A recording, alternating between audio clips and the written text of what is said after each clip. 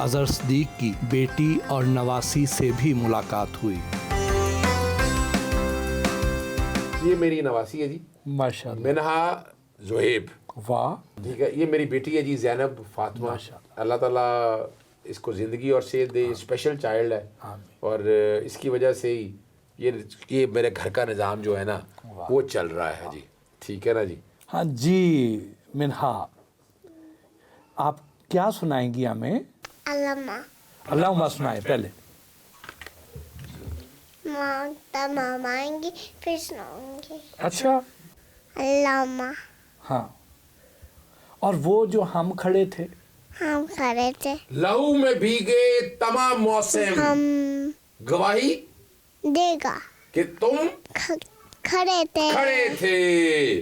वफा के रास्ते का हर मुसाफिर गवाही देगा तुम खड़े थे। अच्छा, तो अल्लाह बता दो जरा। बिस्मिल्लाहिर्रहमानिर्रहीम।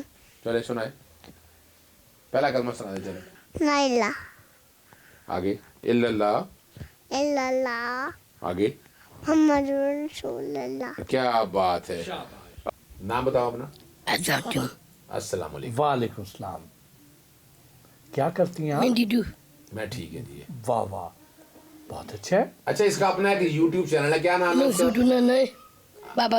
बाबा ने क्या नाम, क्या चैनल का बताओ? ज़ैनब दी स्टार। ज़ैनब दी स्टार इसका अपना ज़ैनब चैनल है दी स्टार, माशाल्लाह। बेसिकली स्पेशल चाइल्ड है। अल्लाह ताला इसको जिंदगी और सेहत दे। बस ये सारा निज़ाम जो है ना, ये सारा इसी तरह बरकतें इसी से। अजहर सिद्दीक ने रिवायती लाहौरी खानों से हमारी खातर तवाज़ो की।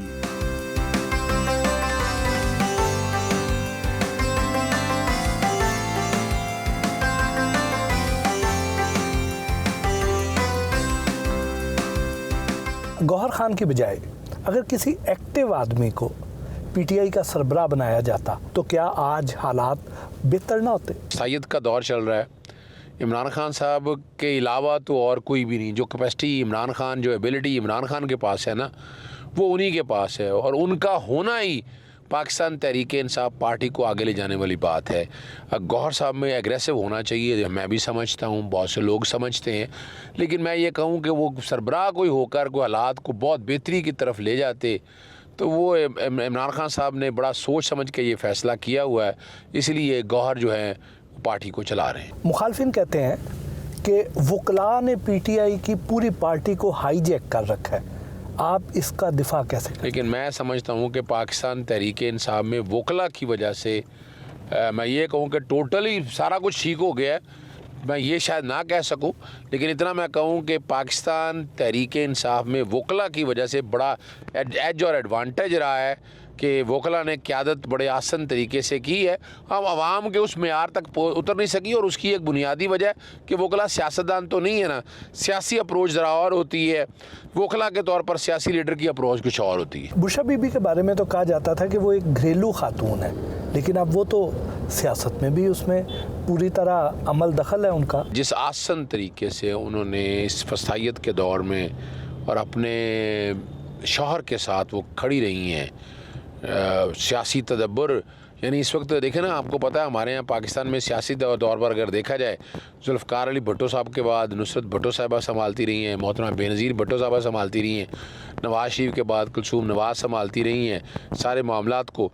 तो यहाँ एक औरत का तो हाथ है और यहाँ मैं समझता हूँ कि अगर बुशरा बीबी सियासत में आ भी जाएँ, वो आना नहीं चाहती वो, लेकिन वो सियासत में अगर आएँ तो एक बेहतरीन लीडर साबित तो होंगी।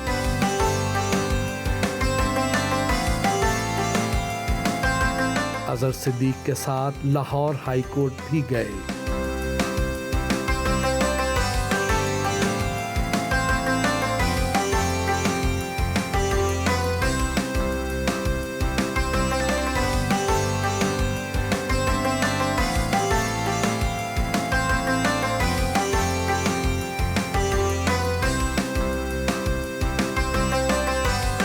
अजहर सिद्दीक से उनके चैम्बर में भी बातचीत का सिलसिला जारी रहा।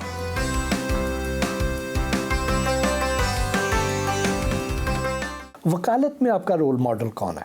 हज़रत कायद आज़म मोहम्मद अली जिन्ना, उनके बाद मेरा अपना जो रोल मॉडल है वो मेरे उस्ताद मोहतरम, अल्लाह ताला उन मग़फ़रत करे, रीक़ रहमत करे इन्हें, और एम अनवर शौकत ई से लिखा करते थे और जुल्फ़कार अली भुट्टो के राइट हैंड थे। मेरा रोल मॉडल सारा जो है हज़रत कायद आज़म से शुरू होकर एम अनवर शौकत से होता हुआ शेख अलमास अली तक का सफ़र। कैरियर का सबसे मुश्किल केस कौन सा था? देखिए, मैंने तो हमेशा किसी केस को मुश्किल समझा नहीं है। कोई भी केस उठाऊँ मैं तो मैं लेकर चलता रहता हूँ और उसको मेरी कोशिश रहती है। अब मैं जो समझ रहा हूँ ना, मैंने 26वीं आईनी तरमीम अभी चैलेंज की है कि अब तारीख़ के उस जगह पर आकर खड़ा हूँ मैं जो मैं समझता हूँ कि ये बड़ा मुश्किल केस है, लेकिन है भी आसान अगर हमारी फुल कोर्ट बैठ जाती है। वरना तो तारीख़ में बहुत से केस ऐसे हैं जो मुश्किल भी रहे हैं पर मेहनत का काम है। सबसे महंगा केस कौन सा था? हाय हाय हाय हाय,